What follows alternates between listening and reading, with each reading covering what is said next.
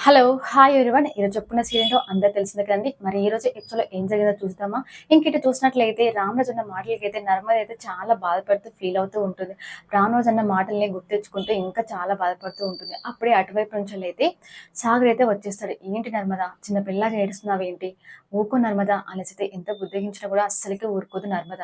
"ఏమండి నేను వచ్చిన కంచెలే ఇంట్లో గొడవలవుతున్నావా? నా వల్లనే ప్రశాంతత లేకుండా పోయిందా? అన్నీ నేనే చేస్తున్నానా? ఈ గొడవలకి కారణం నేనేనా? అసలు ఆ మామయ్య అలా అననీకి నేనేం తప్పు చేశానని అదే అనేసైతే అంటూ ఉంటే, అప్పుడే సాగర్ అయితే అందులో నీ తప్పేం లేదు నర్మద. నాన్నగారే అలా మాట్లాడారు. అయినా మా ఇంట్లో మా నాన్నదే పెత్తనం. మా నాన్నదే మాటే శాసనం అన్నట్టుగా నడుస్తా ఉంటుంది. దానికి నువ్వేం బాధపడకు నర్మద. సరే, సరే సాగర్ నన్ను ఇంకేమన్నా అననివ్వు. నన్ను ఒక మాట చెంప మీద కొట్టినా నేను భరిస్తానేమో. ఎందుకంటే నేను అందరిని వదిలిపెట్టుకొని నిన్ను ప్రేమించి పెళ్లి చేసుకున్నందుకు నాకు ఇదే అత్తారిల్లైనా, పుట్టిల్లేనా. ఒకవేళ మా నాన్న కొడితే మాత్రం ఊరుకోనా? ఆ విధంగానే మామయ్యని కూడా మా నాన్నలాగే అనుకుంటాను. కానీ నన్ను ఈ ఇంటికొచ్చిన తర్వాత నీ వల్ల గొడవలు జరిగాయి. నువ్వే ఇలా చేశావంటే ఆ మాట నేను తీసుకోలేకపోతున్నా సాగర్ అనేసైతే నర్మద చాలా ఫీల్ అవుతూ ఉంటుంది. అవును నర్మద నాకు కూడా ఆ మాట అంటుంటే చాలా బాధ అనిపించింది. మా నాన్నని ఎదిరించి మాట్లాడాలనిపించింది. ఎందుకు నాన్న నర్మదని అలా అంటున్నారు? నర్మద వల్ల గొడవలు అవుతున్నావు అనేసి అడగాలనిపించింది. కానీ ఏం అడగలేక అసహనంతో ఇలా వచ్చేసాను నర్మద. నన్ను క్షమించు అన్నట్టుగా సాగర్ మాట్లాడుతూ ఉంటే అయినా ఇప్పుడు అయినా నేను చేసిన తప్పేంటి సాగర్? చూడు ధీరజ్ అంత చాలా కష్టపడుతూ ఉంటే తన భర్త చేసే కష్టం చూడలేక ప్రేమ ఏదో ఒక దారి వెతుక్కొని జాబ్ చేయాలనుకుంటుంది. అందులో తనంత కష్టపడుతూ ఉంటే నేను చూడలేక నాకు తెలిసిన ఉపాయం ఏదో ఒకటి చెప్పాను. అంత మాత్రాన అలా తప్పేమవుతుంది? అంటే తను కూడా నాకు తోటి చెల్లెలే కదా! మన ఇంటి కోడలే కదా! అలాంటప్పుడు తనకు సహాయం చేసే తప్పేముంది? ఆ విషయం కూడా మామయ్య అర్థం చేసుకోకపోతే ఎలా? అనేసి అంటూ ఉంటారు. ఈ విషయం నాకు కూడా చాలా బాధగా ఉంది అనేసి సాగర్ అంటూ ఉంటాడు. నాకు కూడా నిలదీసి అడగాలనుంది. ఇప్పుడు వెంటనే వెళ్లి మా నాన్నగారిని అడుగుతాను. అంటే అప్పుడే నర్మద అలా చేయకు సాగర్.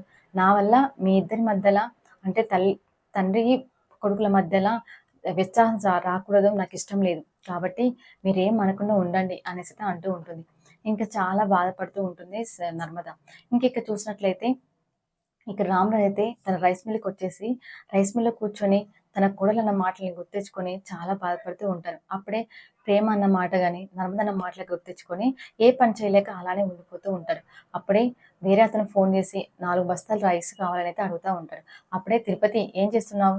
ఆ సుబ్బారావుకి 4 రైస్ బత్తాలు కావాలట. వెంటనే పంపించు.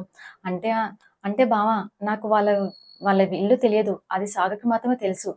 అంటే "ఏం తెలుసు నీకు? వాళ్ళు లేకుండా నువ్వేం చేయలేవా?" అనేసి గట్టిగా అరుస్తా ఉంటాడు. అప్పుడే వాళ్ళ ఇంటి రైస్ మిల్ పనివాడొచ్చేసి, "ఏంటి అయ్యగారు చాలా కోపంగా ఉన్నారేంటి?" అన్నతోనే సాగర్ అక్కడికొస్తాడు.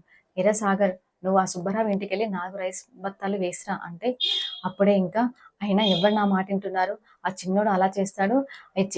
ఈ సాగర్ ఏమో తన భార్యని వెనకేసుకొస్తాడు అనేసైతే మాట్లాడుతూ ఉంటారు. "ఏంటి నాన్నగారు మీరు నర్మదని మాట్లాడింది ఏం బాగాలేదు. అయినా అలా ఎలా అంటారు? నర్మద వచ్చిన కాంచెలి సమస్యలు వచ్చాయనేసి. ఎప్పుడైనా తను అందా? తను ఎప్పుడైనా ఇలా చేసిందా? ఏంటి? ఇప్పుడు నన్ను ఎదిరించి మాట్లాడేంత వాడయ్యావా?" అనేసైతే రామరాజు అంటూ ఉంటారు. "అంటే నాన్నగారు" అనేసైతే భయపడుతూనే సాగర్ మాట్లాడుతూ ఉంటారు. తన భార్యకి అలా అవమానం జరిగినందుకైతే చాలా ఫీల్ అవుతూ ఉంటాడు. కానీ రామరాజు మాత్రం తెగేసి గట్టిగా దబాయిస్తూ మాట్లాడుతూ ఉంటారు. ఇంకా అక్కడి నుంచి సాగర్ వెళ్ళిపోతూ ఉంటాడు. అప్పుడే ఇంకా సరే అనేసన్నట్టు రామరాజు ఊరుకుంటూ ఉంటారు. ఇక్కడ చూసినట్టయితే వేదవతి చాలా కోపంతో ఉండిపోతూ కుక్కర్ అంటే మిక్సీ పడుతూ ఉంటుంది. అప్పుడే అక్కడికి నర్మద వచ్చేసి, "అమ్మో! అత్తయ్య గారు మన మీద చాలా కోపంగా ఉన్నారు. ఏ విధంగానైనా కూల్ చేయాలనేసి అనుకుంటూ ఉంటారు." అనే విధంగా తన దగ్గరికి వచ్చేసి అత్తయ్య గారు అంటే గట్టిగా గట్టిగా ప్రెషర్ కుక్కర్ అయితే ఇప్పుతా ఉంటుంది. అప్పుడే "ఏంటి అత్తయ్య గారు మీరు చెప్పేది వినండి. మీరేం చెప్పొద్దు. ఎంత మంచిగా నటించాడు నా ముందట. కనీసం నాకు కూడా తెలియకుండా నాటకం ఆడతారా? ఏంటి నువ్వు ఆఫీస్‌కు తను కాలేజ్‌కి వెళ్తా అని చెప్పేసి, ఆ! బాయ్ అత్తయ్య వెళ్ళొస్తాను అని చెప్పేసి నన్ను వెర్రి బుర్రని చేశారు కదా! ఎంత బాగా నటించారు మీరిద్దరు. కనీసం నాకు కూడా ఒక మాట చెప్పాలనిపించలేదా? నేను చెప్తే ఏదో ఒక ఉపాయం చెప్పేదాన్ని కదా! అంటే అత్తయ్య అంటే మీరింకేం మాట్లాడద్దు. మీతో నేను ఫ్రెండ్‌గా చాలా మంచిగా ఉన్నాను కదా! అయినా నన్ను ఎలా మోసం చేయాలనిపించింది మీ ఇద్దరికి? అంటే అక్కడ డాన్స్ స్కూల్ కరెక్ట్‌గా సెట్ అయిన తర్వాత చెప్దామనుకున్నా అత్తయ్య. అంటే సెట్ అయ్యాక చెప్తే చూడు ఇప్పుడు ఏమైపోయిందో. చూసావా? మీ మామయ్య గారు ఎంతగానో గొడవ చేశారు మీ ఇద్దరి మీద. అప్పుడే ఇంక నర్మద చాలా బాధపడుతూ ఉంటుంది. ఏడుస్తూ ఉంటుంది. "ఓహ్! నర్మద ఏమైంది? అలా ఎందుకు ఏడుస్తున్నావు?" అంటే "అత్తయ్య మామయ్య గారు చూడు నా వల్లే ఇంట్లో సమస్యలొచ్చాయి అనేసి అంటున్నాడు. అంతేగాకుండా నేనొచ్చిన కాంచెలే ఇంట్లో గొడవలు స్టార్ట్ అయ్యాయని అంటున్నాడు. అంటే అత్తయ్య నా వల్లనే ఇంట్లో సమస్యలు మొదలయ్యాయా? నా వల్లనే గొడవలవుతున్నాయా? అనేసి నర్మద మళ్ళీ అంటుంది. అయ్యో! నర్మద మామయ్య గారు ఏదో కోపంలో అన్నాడంతే. అనడానికి ఎందుకని అంత బాధపడుతున్నావు? అలా ఏం మనసులో పెట్టుకోమాకమ్మా. మామయ్య గురించి నీకు తెలుసు కదా! అవేం పట్టించుకోకమ్మా. కానీ లేదు మా అత్తయ్య గారు చాలా బాధేస్తుంది నాకు. నేను చాలా బాధపడిపోతున్నాను మామయ్య అన్న మాటలకి అని నర్మద చాలా ఫీల్ అవుతూ ఉంటుంది. అప్పుడే ఇంకా అయినా ప్రేమ ఇలా అంటుంది. అయినా అత్తయ్య మీకు తెలియదు. మీరు మామయ్యకి చెప్పరంటే. మరి మేము స్కూలుకి వెళ్ళిందనే విషయాన్ని ఎవరు చెప్పి ఉంటారు? ఇంకెవరు? ఆ వల్లే చెప్పుంటుంది అనేసైతే నర్మద అంటుంది. అంటే కాల్చి అంటించిందన్నమాట అనేసైతే వేదవతి అంటూ ఉంటుంది. ఇంకేముంది మీ ముద్దుల పెద్ద కోడలు ఆ పనే చేసుంటుంది. ఆమె చెయ్యి ఉండలే అంటే, లేదు లేదు ఎక్కడుంది శ్రీవల్లి అనేది అనేసరికి ఇద్దరు నర్మద ప్రేమ అయితే శ్రీవల్లి దగ్గరికైతే వచ్చేసాయి. ఇక్కడ చూసిన శ్రీవల్లి చాలా మంచిగా ఎంజాయ్ చేసి సాంగ్ పాడుకుంటూ ఉంటుంది. ఆ సాంగ్‌కి లిరిక్కిసి వీళ్ళిద్దరు కూడా అవునక్కయ్య నువ్వు చాలా తెలియగలవు గదా! మేమొక సందేహం అడుగుతాం. నువ్వు చిటికలో చెప్పేస్తావు గదా!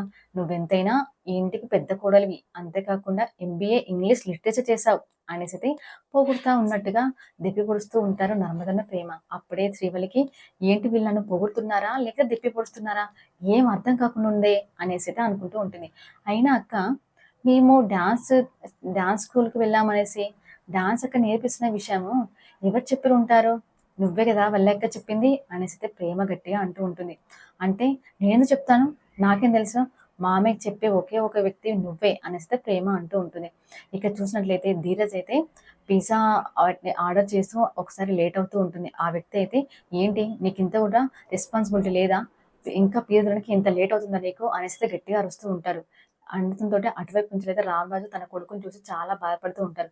అప్పుడే తిరుపతిని ఒరేయ్! వాడినిక్కడ రమ్మను అనేసితే అంటూ ఉంటాడు.